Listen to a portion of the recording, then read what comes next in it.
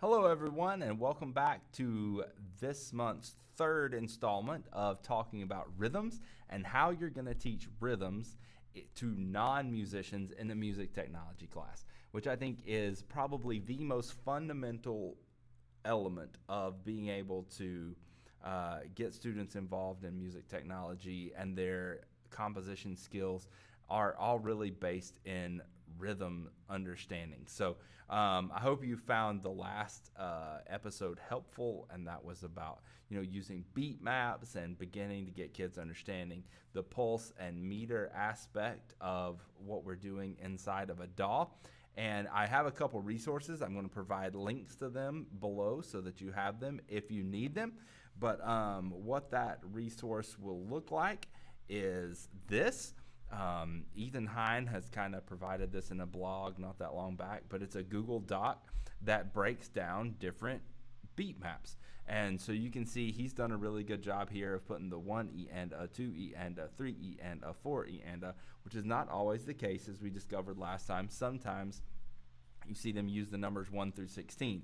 I've tried that approach. I think this approach is better. So here's the basic backbeat with kick and on 1 and 3, snares on 2 and 4, hi-hats on 1 and 2 and 3 and 4, and then he goes through a lot of different rendition of different songs, famous rhythms, all sorts of different things, and how those things came to be used.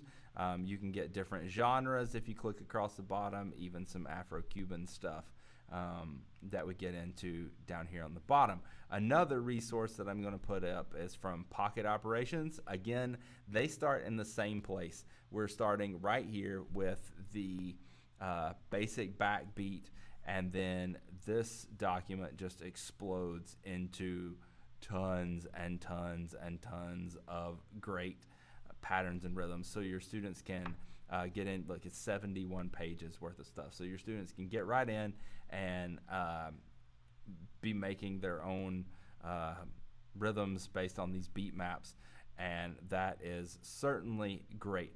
But what I really want to focus on today is how we can take this idea, now that they're making some basic rhythms, and turn that into live performance recording, and how you would go about teaching that to the beginner level. So the first thing that we have to get students to understand, and for this demonstration I'm using Logic Pro, but it would be exactly the same for any other DAW, is they can come in here, right click, and use create pattern region, and if they wanted to, this could be their backbeat put in via the sequencer tool or the beat map, which is great, but that's not really where we're going with this one this time. We want to be able to do this live. So the first thing they need to be able to do live is figure out how to turn their metronome on, and in Logic, that is right here with this little button. 1, 2, 3, 4 gives them a count into their recording, which I think is important for this scenario.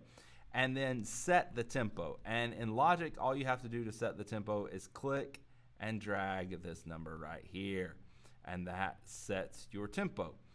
You could also double click and type if you wanted to be like, hey, I want tempo 133, or I'm just going to go back to 92 for right now. So there's the tempo. Another thing I'm going to use is this is the Novation Launch Key Mini. It's a really neat little device that I have come to like a lot.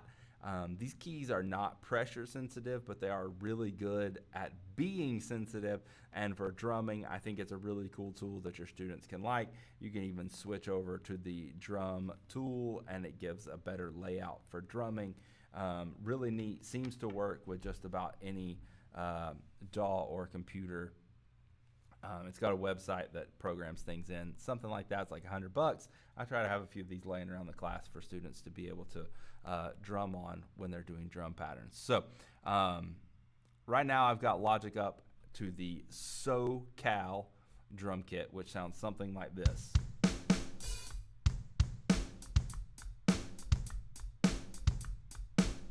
And that's what we're going to use for these purposes. Okay. Your students probably do not have the manual dexterity to lay down a rhythm, something like that, just off the first try. So where are you going to start with the students? Well, the first thing I would start with is telling them that you want them to play kicks in time with the metronome. So just play and have them perform live with the metronome. So it sounds something like this.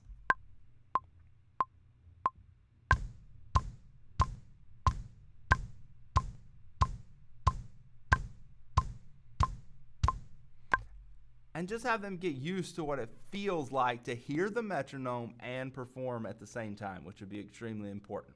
Then they're going to instantly want to do what I did a second ago and get in and play all three fingers and as many things as possible at the same time. Don't have them do that. Have them set a cycle region for 4 measures. And all you want them to do is record the kick drum for 4 measures. So we're going to hit record. It's going to give me my 1, 2, 3, 4 count in, and then I'm just going to record 16 hits on the kick drum. And it goes like this.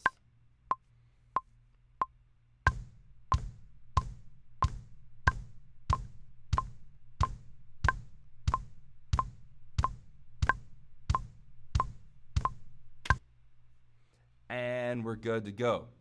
They should then open that up and have a discussion with them about what they see in front of them. Hopefully that you can explain how the piano roll relates to the sequencer once they've gotten that step sequencer kind of in their head. Maybe this isn't such a different idea. But you want to teach them at this point that and every time they perform something live, you want them to quantize that information. If you're not familiar with quantizing, that means that we're going to take that information and line it up perfectly with the grid as it's represented here.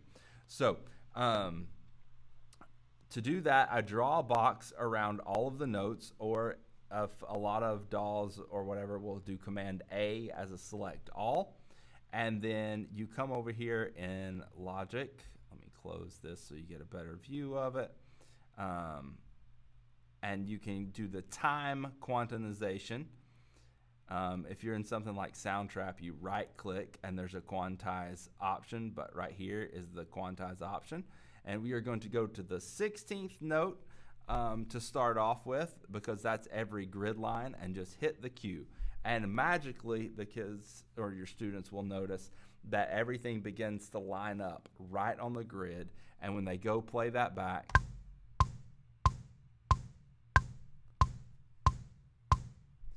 every kick drum lines up perfectly. Now, if you want to get a little bit more advanced with them, you could actually be like, hey, we could have quantized that to the quarter note, because the quarter note is the smallest subdivision of the note that we used right there, the smallest subdivision of the measure, I should say, and that would have worked as well.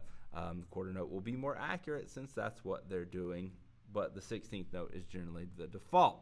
So what do you do now that you have them in with quarter notes? Well, all you have to do is go back to the start, hit record again, and record your next instrument. In this case, it's going to be our snare hit, and we want to hit on 2 and 3. So you can have the students practice first by just playing and hitting with 2 and 3, and then record. And we're just going to skip ahead to the recording process. Here we go. 1, 2, 3, 4.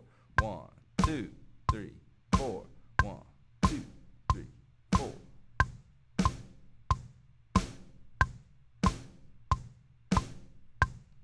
Now I've tried to put some of these in a little bit intentionally wrong this time to kind of show you we're not going to quantize all this time. We're just going to quantize the new ones.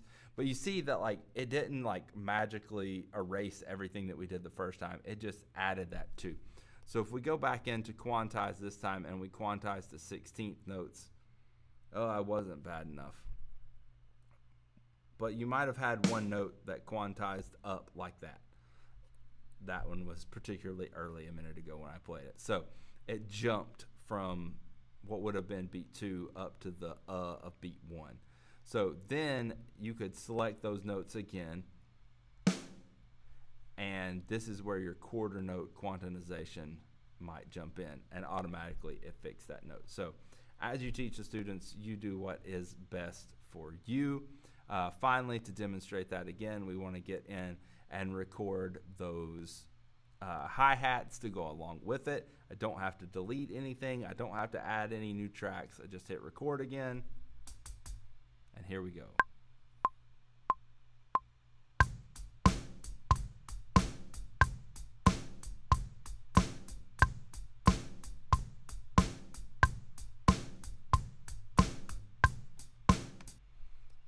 And of course, there's probably aren't going to work out perfectly great all the time, and that's totally fine. That's why we have this quantize. This time, you should show them what happens if it quantizes the quarter note. Oh no, half of them went away, so that's not an option that we can do. Rather, this time we have to go to the 8th note level. It could still be the 16th note level. That would not have erased any notes, but then automatically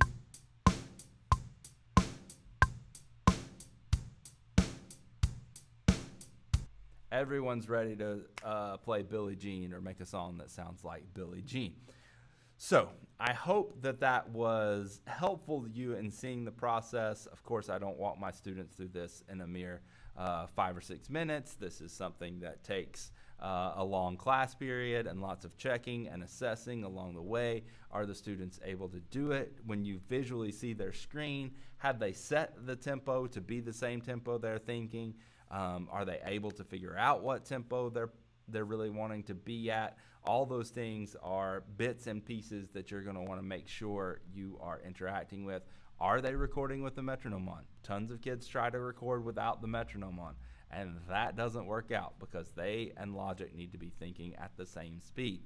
If you can bury these good habits inside their brains early, then we can have a stronger basis for their musicianship. Now, do you always have to quantize? With a beginner, yeah. Always do this quantization process, because if you don't, they're never going to get that solid sense of rhythm built into what they're doing. Later on, you might want to explore non-quantized rhythms, and that's totally fine. But here in the beginning of their learning, you definitely want to stick with the quantization process. I hope you found this helpful. Like I said, I'm going to leave resources down below this that could be used to guide your teaching and expansion upon this, because from here, you've got to get past just the backbeat and get them to doing their own fun rhythms and the such. I hope it gives you at least a good starting point. Thanks, guys. Have a good one.